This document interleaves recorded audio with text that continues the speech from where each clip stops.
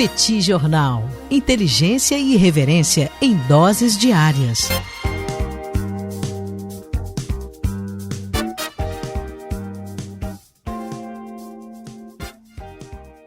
Olá, gente. Bem-vindos, bem-vindas ao Petit Jornal. Esse é o Petit Invest, número 114. Estamos gravando uma live no YouTube do Petit Jornal. São exatamente 17 horas e 43 minutos da sexta-feira, 22 de maio de 2026. Cá está a dupla de costume, a dupla que você conhece de cor, Tanguy, o Bagdadi, animado, contente, preparado, revigorado, resiliente, retumbante, descansado, tarifado e preocupado. Preocupado com mudanças no Federal Reserve, no Banco Central dos Estados Unidos, que acaba trazendo influências e repercussões para a dinâmica econômica internacional, e isso é algo que a gente vai tratar no episódio de hoje. Temos também Daniel Souza, que é esse que vos fala. Ao longo dos próximos minutos, vamos repercutir os principais acontecimentos nessa dinâmica de investimentos na economia internacional nos últimos dias. Como vai, professor Bagdadi? Tudo bem? Vamos a isso? Tudo bem, Daniel Souza com S. Vamos lá para mais um Petit Invest, o programa de toda sexta-feira, esse Petit Invest 114, né? A gente tem um assunto muito importante para falar hoje. Eu sei que grande parte do público brasileiro não prestou muita atenção na mudança do novo diretor, né, do Fed, né, o líder do Fed, Jerome Powell, tomou posse hoje, o novo diretor-geral. Eu queria que o Daniel Souza falasse um pouquinho sobre quem é Kevin Warsh, né? Qual é a perspectiva que a gente tem com relação a ele. E como você já adiantou, Daniel, isso traz preocupações e expectativas, né, para todo mundo. Tá todo mundo olhando para o que acontece nos Estados Unidos. E aí eu sei que tem gente que vai ouvir isso e vai torcer o nariz e vai falar assim, mas que besteira, que viralatismo, por que eu tenho que prestar atenção no que está acontecendo no Federal Reserve? Porque isso mexe com a vida de todos nós, né? E isso mexe com a sua gestão financeira, com a maneira pela qual o seu dinheiro vai render, o dinheiro que você tem guardado vai render, vai mexer com a sua aposentadoria lá na frente. Se os juros subirem, mexe com absolutamente tudo. E aí, Daniel, é sempre importante você ter do seu lado, contar com uma gestora completa para te ajudar exatamente com os seus ativos. A gente deixa a nossa indicação dos super parceiros do Petit Jornal, os amigos da Rio Claro Investimentos. A gente está falando sobre uma gestora completa, Daniel. Te ajuda a gerenciar tudo, não apenas fazer uma boa carteira de investimentos, segura, com rentabilidade, mas também olhar para a sua vida financeira como um todo. Vale a pena demais. Aliás, eu sou cliente da Rio Claro. Acessa lá, o link está na descrição desse episódio. Não perca essa oportunidade de conversar com eles. Aliás, gente, fica aqui a nossa recomendação, até porque a Rio Claro Investimentos trabalha 100% focada no cliente. Isso é um super diferencial. Ela não vai ficar empurrando produtos financeiros para você. Não é dessa maneira que a Rio Claro trabalha. Ela tem foco nos objetivos do cliente, em cuidar do patrimônio do cliente. Então fica aqui a nossa recomendação. Link no descritivo desse episódio. Conheça o trabalho da Rio Claro Investimentos. Daniel Souza, Donald Trump encheu o saco do Jerome Powell, disse que ele tinha que sair, que ele não aguentava mais, que ele era horrível, que ele era péssimo e tal. E finalmente, né, saiu Jerome Powell, assume Kevin Warsh. O que você tem para dizer pra gente? Quem é Kevin Warsh? O que a gente tem como perspectiva? Qual é o pepino que ele vai ter que resolver lá? Conta pra gente. Pois é, Tanguy. O Jerome Powell, que havia sido escolhido pelo próprio Donald Trump no mandato anterior, acabou sendo ali alvo de fritura e de muitas críticas do Donald Trump.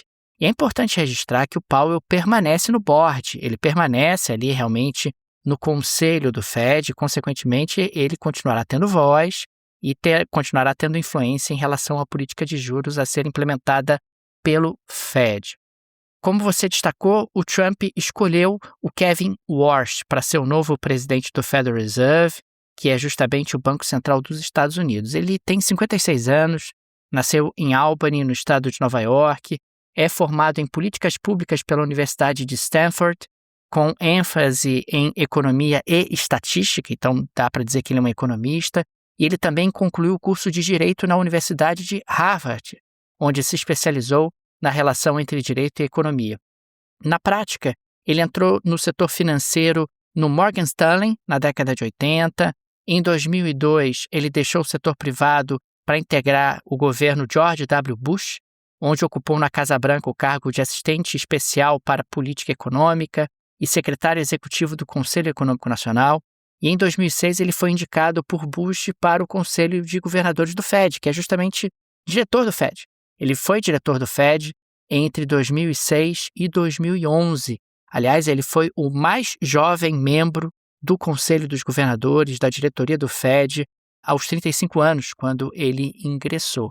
Desde que deixou o Fed, em 2011, Walsh tem atuado no meio acadêmico e no mercado financeiro e agora acabou sendo escolhido pelo Donald Trump. Algumas coisas chamaram muito a atenção na cerimônia de posse dele hoje. A cerimônia de posse aconteceu na Casa Branca, ele prestou juramento perante um juiz da Suprema Corte, o Clarence Thomas, né, na sala leste da Casa Branca, bem naquele estilo americano, botou a mão sobre a Bíblia, etc., e fez o seu juramento. E aí acabou destacando que ele estava retornando a uma instituição que ele acredita, que valoriza, que ele pretende reformar o Fed, aprendendo com erros e acertos do passado, assim por diante, fez ali um discurso. Só que, Tanguy, não tinha ninguém do Fed. Nenhum dos seus colegas de Fed foi. O que acabou sendo notado justamente por todos os presentes àquela cerimônia. Quem estava presente na cerimônia era Donald Trump. E Donald Trump, sendo Donald Trump, disse o seguinte, abre aspas, quero que Kevin seja totalmente independente. Quero que ele seja independente e simplesmente faça um grande trabalho. Não olhe para mim, não olhe para ninguém, apenas faça as coisas do jeito e faça um ótimo trabalho, fecha aspas.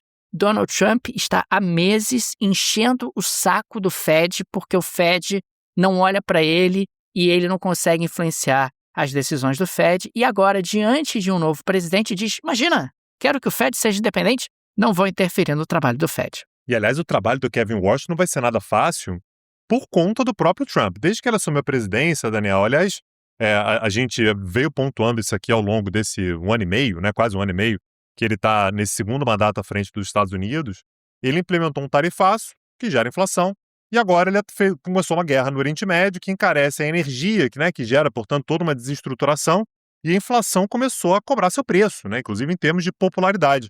O Kevin Walsh vai ter que lidar com isso. Eu queria saber, Daniel, quais são os instrumentos que ele tem à mão para poder lidar com isso e por qual motivo que Donald Trump vai xingá-lo. Porque vai xingar, né, Daniel? Não tem jeito, eu não consigo imaginar ele fazendo um trabalho razoável sem ser xingado por Donald Trump. O trabalho dele, em grande medida, é consertar o que o Trump está fazendo. Ele vai ter muito trabalho, Tanguy, porque na prática a inflação nos Estados Unidos nos últimos 12 meses ela está em 3,8% e com viés de alta, com tendência de alta. A meta de inflação nos Estados Unidos ela é de 2% ao ano, ou seja, em tese, o Fed deveria manter o juro onde está ou até aumentar, em função justamente dessa inflação que está escapando da meta e que está numa trajetória ascendente, em parte por conta justamente da crise do Oriente Médio e do aumento do preço dos combustíveis que tem acontecido na economia americana. E é interessante, Tanguy, que um dos diretores do Fed, o Christopher Waller, que estava na Alemanha hoje de manhã, ele era inclusive um dos cotados para substituir o Jerome Powell. E aí temos aqui uma pequena guerra dos tronos no Fed. O Christopher Waller resolveu, Tanguy, fazer algo muito inusual. Ele resolveu dar declarações muito abertas, digamos assim, muito diretas para um diretor do Fed.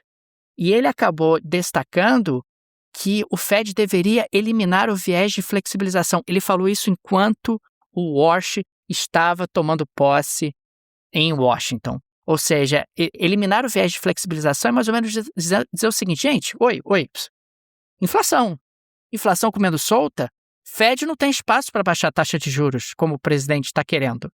O subtexto é esse. Então, existe aí a possibilidade de uma grande tensão dentro do Federal Reserve.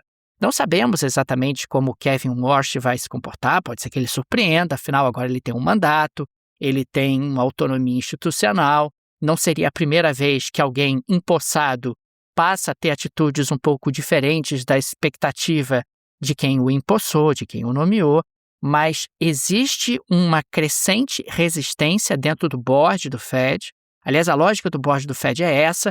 Você não consegue trocar todos os diretores ao mesmo tempo e, consequentemente, a política monetária se torna uma política de Estado, mas vamos ter tensões e essa confusão não para por aqui no Banco Central dos Estados Unidos. Um termo que você tem usado constantemente, Daniel, é que nos Estados Unidos a gente vai tendo cada vez mais uma lógica personalista, né? Uma lógica de patrimonialista, né? Como você tem utilizado o termo. Aliás, a gente tem mostrado isso aqui o tempo todo, né? No próprio episódio de ontem, né, no último bate-papo que a gente gravou, eu falei aqui sobre a maneira pela qual a política externa dos Estados Unidos está passando por mudanças gigantescas. Essa lógica também do Fed, ela incomoda muito ao Trump, né? Essa lógica de que o Fed tem algum tipo de independência. E aí o Kevin Warsh, Daniela, vai ficar numa situação muito difícil, ele está entre a cruz e a espada. Ou ele segue aquilo que tem que ser feito, é o que o board acredita que tem que ser feito, que é, meu amigo, tem que subir os juros, ou então ele vai ser leal a Donald Trump. Donald Trump o indicou, Donald Trump estava na posse dele, e Donald Trump deve ter buzinado na orelha dele, que é, tem que manter os juros baixos, se possível, baixar os juros, manter onde está ou baixar os juros, o que vai gerar mais inflação. Não é exatamente o trabalho mais fácil do mundo, né, Daniel? Eu queria que você me dissesse, eu sei, não é futurologia, tá? Mas para onde você acha que Kevin Warsh vai? Ele vai deixar a inflação escapar com os juros da maneira como estão? Ou vai subir os juros e vai desagradar o chefe, né? Na prática, ele tá tratando, ou está sendo tratado numa situação em que Donald Trump é praticamente o chefe dele. Me parece, Tanguy, que nesse primeiro momento, aliás, até o final do mandato do Trump, por mais que o Warsh eventualmente queira dar uma guinada na política monetária, não temos certeza se ele vai querer, ele não vai ter força. Existe um board ali estabelecido no Fed, você tem outros diretores com mandatos longos, e essas pessoas já estão dando todos os sinais de que vão criar ali uma resistência a qualquer tipo de cavalo de pau que ele tente trazer. Ele é o presidente, etc., mas ele não vota sozinho, ele não tem o poder para oferecer uma guinada muito significativa na política monetária. Para o Trump é interessante, porque ele faz ali um gesto, ele mostra que ele está preocupado com as pessoas que estão achando o juro elevado, está escolhendo um novo nome para o Federal Reserve, etc., mas ele não tem como ter força no primeiro momento. Ele teria que ter apoios dentro do board e não me parece que esses apoios vão aparecer nesse momento, não há nenhuma sinalização nesse sentido. É importante lembrar, inclusive, que a gente tem uma governadora do Fed, que é o equivalente no Brasil, uma diretora do Fed, que está sendo frontalmente atacada pelo presidente Trump, tentando tomar a vaga dela, né? Inclusive trazendo ali alegações de que ela teria cometido fraude na obtenção de um empréstimo nos Estados Unidos. É a Lisa Cook, se eu não me engano, né? É a Lisa Cook, ela mesma, ela é uma diretora do Fed. Lá eles chamam o governador, né? É um governador do Fed, uma governadora do Fed, e nesse sentido você acaba tendo ali uma tensão que não é de hoje entre o presidente dos Estados Unidos e a autoridade monetária. Lembro também que nessa semana o Tesouro dos Estados Unidos vendeu títulos com prazo para pagamento de 30 anos e foi obrigado a pagar juros de 5% ao ano. Quer dizer, ultrapassou a marca dos 5% ao ano, o que significa que tem muita gente olhando para o Tesouro dos Estados Unidos hoje e achando que, olha, talvez o Tesouro dos Estados Unidos daqui a 30 anos não seja tão sólido quanto eu achei que ele era até bem pouco tempo atrás, por conta de aumento de gasto, por conta de crescimento de endividamento e por conta de uma certa fragilização de alguns fundamentos importantes da economia dos Estados Unidos. Acredito, Tanguy, que a gente ainda vai falar bastante sobre essa guerra, porque é uma nova guerra que o Trump está atravessando. E eu acho que você foi muito feliz quando você colocou que o Fed é apenas mais uma frente de batalha. É mais uma frente de batalha onde o Trump tenta alargar o seu poder. Ele tem tentado alargar o seu poder na Secretaria de Estado, ele tem tentado fragilizar a Suprema Corte, fragilizar o Congresso, ele tem tentado realmente avançar sobre o serviço público de maneira mais ampla, ele tem tentado tornar cada vez mais personalistas as decisões do executivo americano e ele quer avançar sobre o Fed também. Ele considera que essa autonomia do Fed é algo que retira poder dele, e retira mesmo, e ele vai tentar ali algum tipo de mecanismo, e acho que no dia de hoje isso começou, para aumentar a sua influência. A despeito de todo o discurso, porque eu fiz um discurso que vai ser independente, faça o que você quiser, não olhe para mim, a gente sabe que não é bem assim. O Donald Trump quer muito influenciar também a política de juros do Federal Reserve, como, aliás, muitos presidentes em outros lugares do mundo também gostariam ou avançaram para influenciar. A gente pode pensar no caso do Erdogan na Turquia. Você tinha autonomia do Banco Central da Turquia, o Erdogan acabou com a autonomia do Banco Central da Turquia. Pode ser que em algum momento o Trump também avance nessa direção. O Banco Central brasileiro se movimenta já ou espera para ver o que vai ser? Porque, claro, influencia no Brasil, mas é uma influência que vem só a posteriori. Como é que você vê a maneira pela qual o Banco Central brasileiro deve se portar?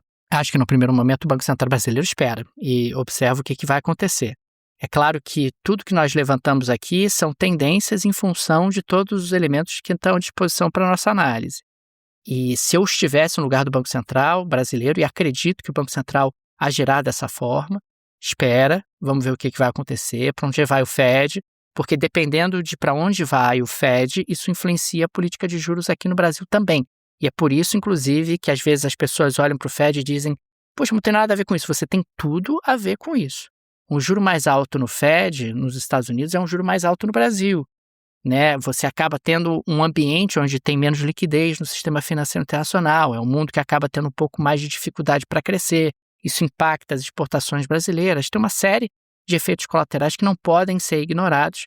Embora os Estados Unidos venham perdendo relevância relativamente na economia mundial em vários aspectos, o Fed ainda é incontornável e em termos de juros, em termos realmente da dinâmica do mercado de capitais e do sistema financeiro internacional. Pode fazer o bolão aí, você que está ouvindo a gente. Kevin Warsh vai ser muito mencionado ao longo dos próximos muitos episódios, certamente no Bate-Papo, certamente aqui no Petit Invest, né, episódio que a gente grava toda sexta-feira, porque os movimentos que ele faz por lá nos influenciam muito. De novo, eu sei que tem gente que é meio resistente. Não queria ficar falando sobre Fed e tal. Não tem jeito. Traz muito impacto para o Brasil, traz impacto para a economia como um todo. E, naturalmente, no momento no qual lá está com muita inflação, a tendência dos juros subirem por lá é grande. Isso, obviamente, mexe com os juros aqui no Brasil também. Daniel Souza, a gente volta a falar sobre isso em breve, né? Certamente esse assunto vai voltar. Na segunda-feira, a gente tem mais um bate-papo de manhã, outro bate-papo à noite para a gente dar conta de tudo que vem acontecendo no mundo afora. Nos vemos, um abraço e até a próxima. Valeu! Tchau, tchau! Petit Jornal. Inteligência e irreverência em doses diárias. Acesse www.petitjornal.com.br.